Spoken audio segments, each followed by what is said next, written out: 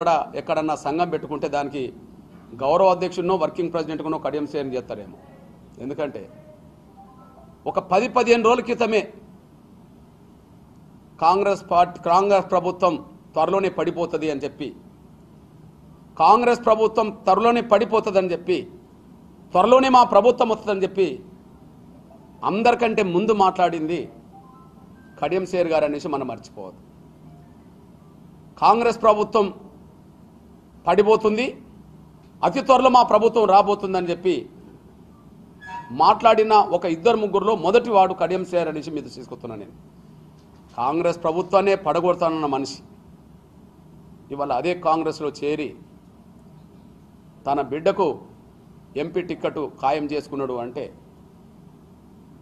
ఎంత ఊసరవెల్లి లాంటి మనస్తత్వం గల్లోడో ఇప్పటికీ రుజువు అవుతూనే ఉన్నది. ఎల్లకాలం ముసులు కప్పుకొని ఎవరు ఉండలేరు. ముసుగులు తొడిగే రోజు వచ్చినప్పుడు స్వార్థపరుల ముసుగులు తొలగిపోతూనే ఉంటాయి. ఇవాళ కడియం సేరి ఎంత స్వార్థపరుడో, ఎంత అవకాశవాదో, ఎంత ఊసరవెల్లి లాంటి వ్యక్తో లేటెస్ట్ ఉదాహరణగా మన కళ్ళ ముందు కనిపిస్తున్నది. అందువల్ల నేను ఉమ్మడి వరంగల్ జిల్లా మాదిగలకు విజ్ఞప్తి చేస్తున్నా, తెలంగాణ రాష్ట్ర మాదిగలకు కూడా విజ్ఞప్తి చేస్తున్నా. కాంగ్రెస్ పార్టీ నేతలు, సాధారణ కార్యకర్తలు వచ్చినా, ముఖ్యమంత్రి వచ్చినా, లేదా వాళ్ళ జాతీయ నాయకత్వం వచ్చినా మాదిగ పల్లెలకు రాకుండా అడ్డుకోవాలని, ఈ వరంగల్ జిల్లాలో వరంగల్ పార్లమెంటు పరిధిలో కాంగ్రెస్ నేతలనే కాకుండా ఖచ్చితంగా కడియం సేరి కూతుర్ని, కడియం సేరి కుటుంబ సభ్యులు ఎవరు వచ్చినా కూడా మాదిగ పల్లెలకు రాకుండా అడ్డుకోవాలని, గో బ్యాక్ నినాదాలు మాదిగ పల్లెలో, కాంగ్రెస్ నాయకత్వానికి మాదిగ పల్లెలకు వచ్చే హక్కు లేదని, కడియం సేరి కూతురుకు, కడియం సేరి కుటుంబ సభ్యులకి ఎవరికి కూడా మాదిగ పల్లెలకు వచ్చే నైతిక హక్కు లేదని గో బ్యాక్ నినాదాలు ఇవ్వాల్సిన అవసరం మాదిగ పల్లెల ఏర్పడ్డదనే విషయం కూడా, అది మాదిగ యువకులు, విద్యార్థులు ఇది గమనించి ముందుకెళ్లాలని నేను కోరుతున్నాను. ఈ నేపథ్యంలో ఇవాళ బీఆర్ఎస్లో ఉన్న మాదిగ లీడర్లను రాజకీయంగా ఖతం చేసిన,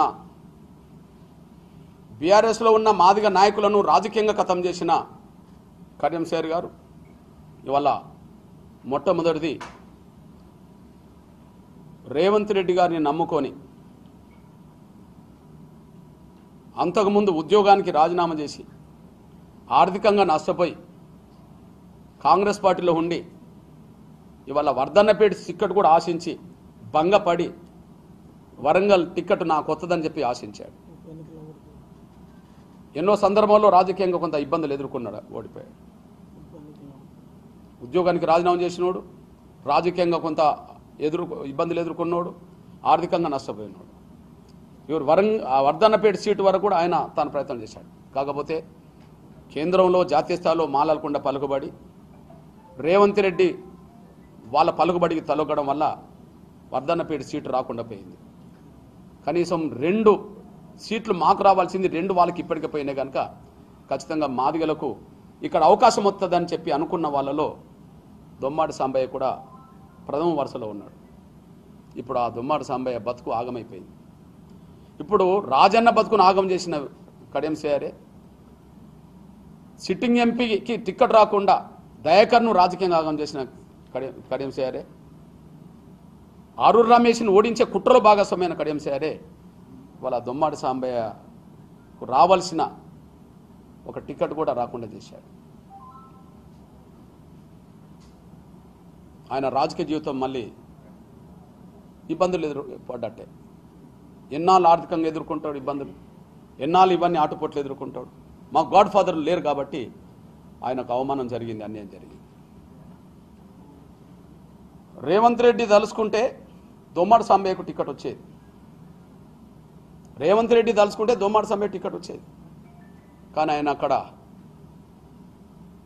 జాతీయ స్థాయిలో ఉండబడే మాల నాయకత్వంతో రాజీపడి మాదిగలకు అన్యాయం చేసే కుట్రలో అంతకుముందే 4 స్థానాలు మాకు లేకుండా చేయడంలో మొన్న ప్రెస్ మీట్లో చెప్పాను.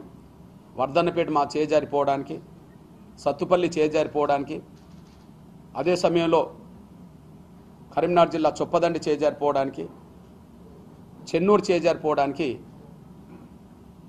మాల సోదరులతో కుమ్మక్కైన రేవంత్ రెడ్డి గారి వల్లనే చేజారిపోయింది. ఆయన దలుచుకుంటే టికెట్ ఇప్పించచ్చు. తన శిష్యుడని ఎంతోమందికి టికెట్ ఇప్పించాడు. దొమ్మాడి సాంబయ్య నమ్ముకున్నది రేవంత్ రెడ్డి గారిని.